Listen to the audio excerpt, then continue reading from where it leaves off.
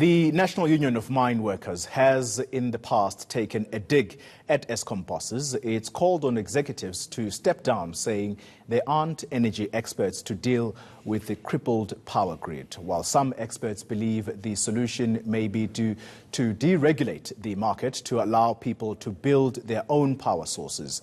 Now, the NUM's Deputy General Secretary, William Mabapa, and energy expert, Ted Blom, they join me in studio now to analyze what came out of yesterday's media briefing. But perhaps before we begin this discussion, gentlemen, let's listen to the Minister of the Public Enterprises, Pravin Gordhan, and what his plan is, in particular, I think, for this winter.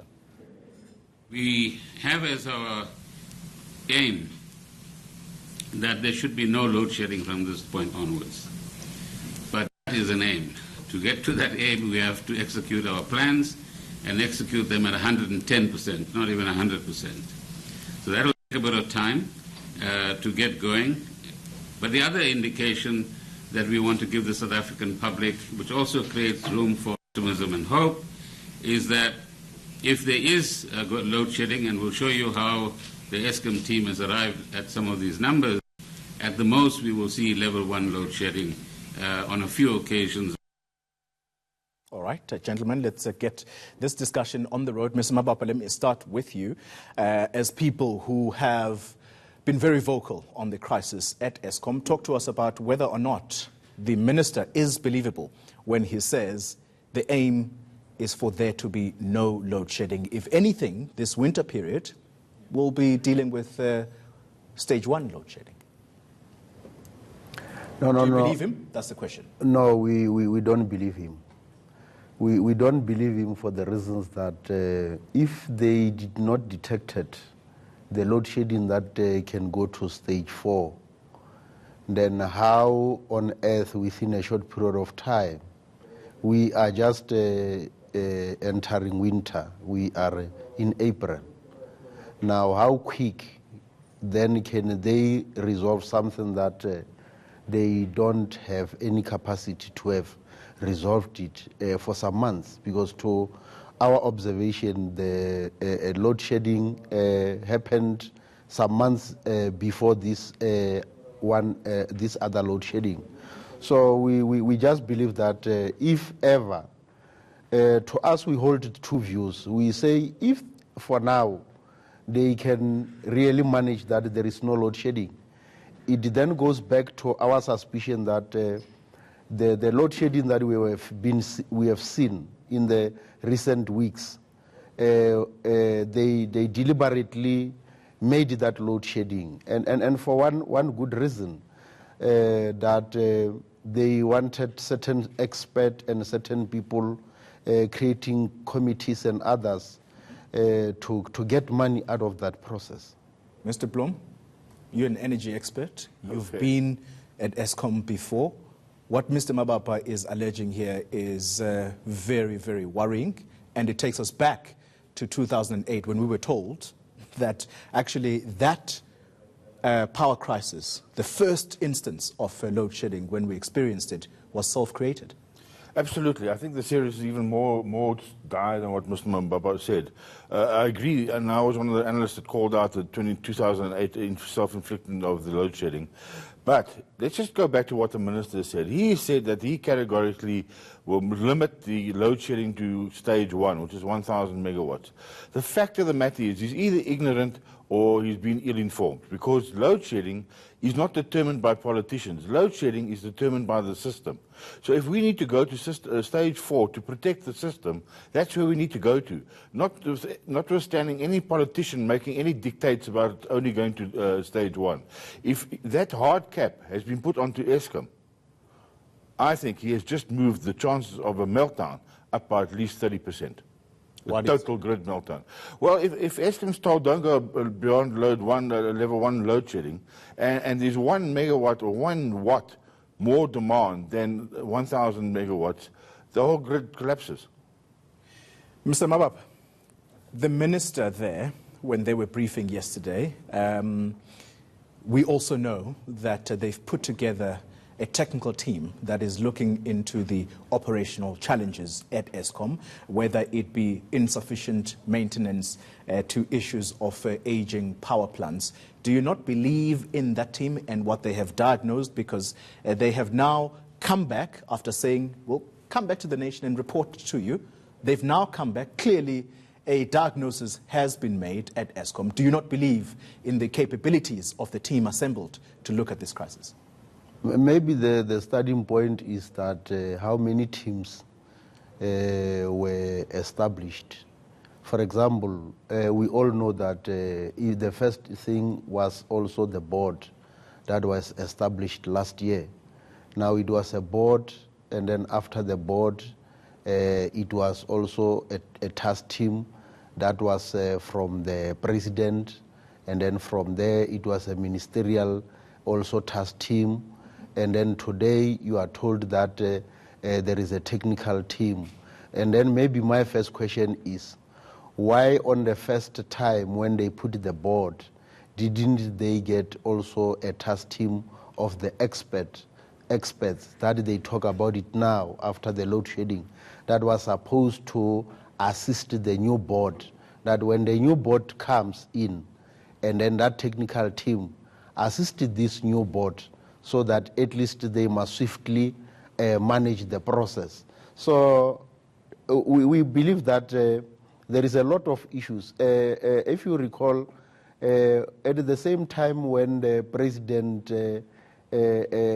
co-opted the team that he co-opted with some resigned. Immediately after that, and then there was also another team of ministers. So to us, we believe that every week, either there will be a task team, there will be an expert. The very same minister, if you recall at that time, he then said that there is a company that comes overseas, the company that was even part of those companies that got IPPs, that was also to assist on the very same technical. And if you recall, that was even before the load shedding. Now with the very same company that he was praising it, that it is a company that comes with the highest expertise that we have never seen in our lifetime, then there was a load shedding. Now, you can just imagine that we are talking of a politician here. He himself doesn't know energy. That is the problem of South Africa. Mr. Mabapa. Going forward, that can we also appoint ministers that knows the space that they're deployed to? It's interesting that your views are very cynical, and in the interest of moving this conversation along very swiftly, talk to me about the vote of no confidence that you've expressed against the chair or the board of Eskom, perhaps I should say, and the leadership at Eskom, the executive there. Do you still stand by that vote of no confidence in this leadership? And have you had any reaction or any responses from the leadership, whether it be the ministry or Eskom itself, about whether or not they are going to resign? Because that's what essentially you called for.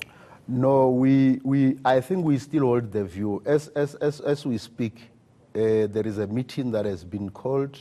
Some of my colleagues are at Megawatt Park to meet with the chairperson of the board.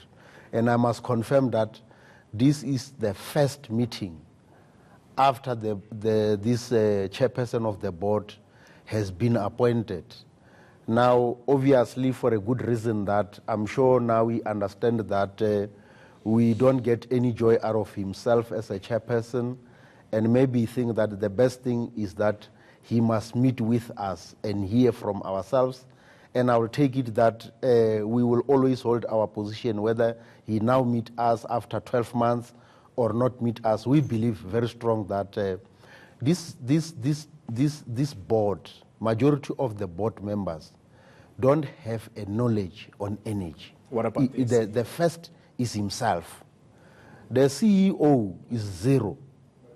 Now, that is why you are told that, because in these instances, you can understand that Eskom has got a problem.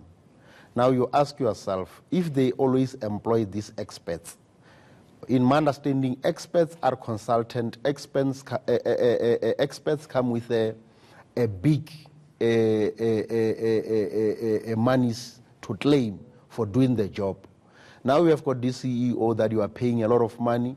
Now we have got this board that I'm told in that board they are getting money they are getting this board fees every month. It's like they are in the payroll of that company.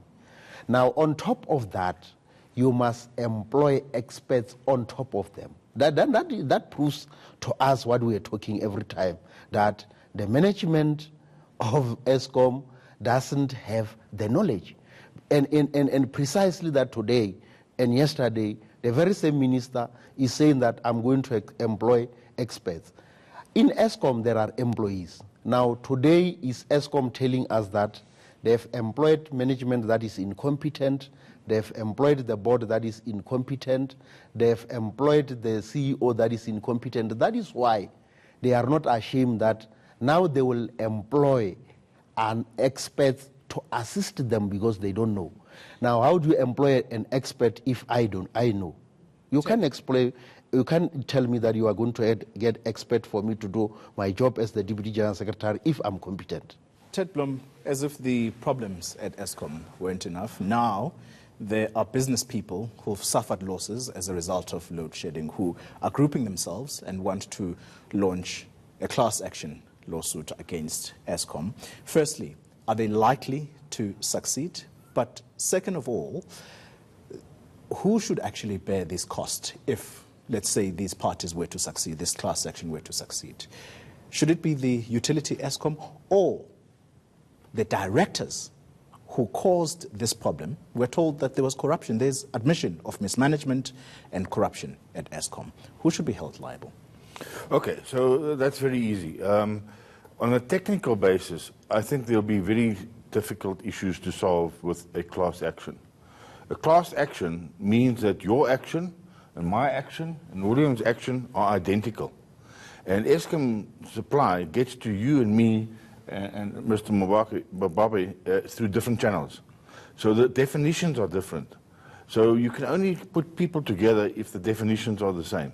So from that technical point of view, I think the lawyers have been a little bit in a hurry to make known that they want to launch a class action. And unless they launch several class actions, I don't think they'll have success in the High Court. That's the first thing. The second thing is as to who should be responsible. Well, the company law is very clear. If you trade recklessly and negligently as a director, you are personally liable. But I don't think these directors, even with their big salaries, will be able to fund the losses for the economy. Can I tell you quickly who Jabu Mabuza, the current chairman at Eskom, told the Zondo Commission who should be held accountable? And I'm just going to name them quickly here. Brian Molefe, Matela Koko, Sean Marriott, Anoj Singh, Susan Daniels, Eric Wood, Ben Gubane, and Salim Essa. Do you agree with... For the past crimes, yes. But those people must be held accountable. For previous, prior to January 2018, yes. But from January 2018, this board was in control. They didn't do their job properly, and I think the union will agree with me. And so from that date, all the load shedding that's come from that date, they didn't do a proper take-on. Mabuza admitted that in the Zondo Commission as well. He didn't know about the Treasury reports instructing him to stop buying expensive coal, which he supplies to the utility. He's conflicted. He mentioned that at the Zondo Commission as well. He's got a coal company that sells expensive... But he's extricated himself from that company. That's what he's told. No. Let's understand something very clearly. He's talking about a blind trust. A blind trust is when I liquidate my assets and I give it to you and I say, I don't want to know what you do with the money. A blind trust is not when you add your shareholdings into somebody else, because you know where your shareholdings are. The idea of being blind is you mustn't know where they are. The only people that are blinded by Mr. Mabuza's blind trust is you and me. Mr. Mabapa, do you agree with these names? In particular, the name of Brian Molefe, that they should be held accountable for the crisis that is unfolding at Eskom right now, particularly on the financial aspect of things. I take it that I don't want to be seen representing the previous CEOs of Eskom.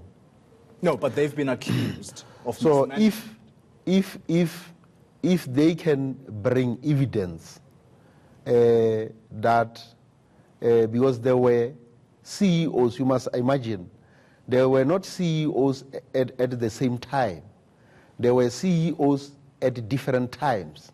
And then they must pick up and say, during this one's time, this is what they pick and this is what you must be responsible for. Now, with that one, I'm not going to say that law enforcement and anything that can find an information must not follow them, because I must take it that, being the Deputy General Secretary of NUM, I'm responsible for anything that will happen during my time as Just the Deputy. Very quickly, Mr. Mabapa, yes. Sorry to cut you, but yes. based on what you've heard yes. coming out of the Zondo Commission, do you believe you have been strong proponents of Brian Molefe, and I think to some degree Matela Koko? You've put them on a pedestal in terms of their expertise and capabilities at Eskom. Do you believe that they have a case to answer in as far as mismanagement at Eskom is concerned? We can't rule out that there is a case that, yes, they must answer. That is why I'm saying, if evidence come clear that Matela Koko come and answer, here is the issues, really he must come and answer because he was the CEO. But we want to be open and honest here, that today we've got a load shedding.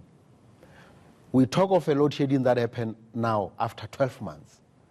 Now, obviously, what they will claim, and that is always what they always claim, is that during their time, there was no load shedding, which we witnessed that, yes, during their time, there was no load shedding, meaning that during their time, they were managing. There's issues of monies that were misused or allegedly misused. You see, that is where I'm saying that with the issue that involve finances, let them get the information and let them trial them. It is now 12 months. If I come to a company, one of the first things that I do in an organization and a company, one of the things that I must do is to clean that company. During these 12 months, if the new management, the board, find out that the previous board or the previous CEOs, they were squandering the monies of the organization. I tell you that today we're not supposed to be raising this issue at the Zondo Commission and all this thing, because those people has got the power. They were supposed to have already created either the law enforcement, because they have got evidence. They should have. We were supposed to talk today where those people has been criminalized if they are guilty of anything. Now, to me, this is just politicking, that we have got problems, and now you look at a scapegoat and you make allegations. They were there. If they've got evidence, why did they wait until today there is what you call load shedding and other things? They should have just taken the case to where they must take the case, and those people should have been jailed, if they must be jailed. We'll leave it there for the time being. Thank you very much for making the time to come through. He is the Deputy General Secretary of the National Union of Mineworkers and, of course, independent energy expert, Blom. Thank you as well for making the time this morning. Well.